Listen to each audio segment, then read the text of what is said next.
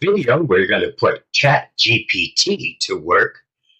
I wanted to create an image, and then I want to convert that image to JPEG, because when it creates its images, when you download them, they're always a WEBB, which is not what I can use. So let me get started. The prompt is very simple. Please create a landscape image of seniors joining the Tech for Senior Zoom meeting on 12/23/2024, all decked out in Christmas cheer.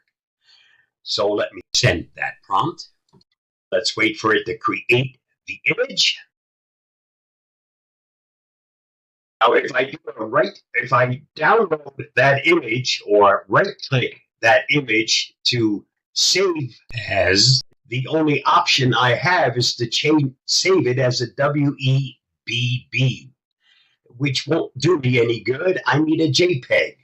However, so let's cancel that. Let's give it another prompt and say, please convert the image to JPG. Send that prompt. Next, you get the image has been converted to a JPEG file. You can download it using the link below. Okay, so let me click on that link. And as you can see, there is a festive virtual meeting of senior citizens on a .jpg. Let me save it.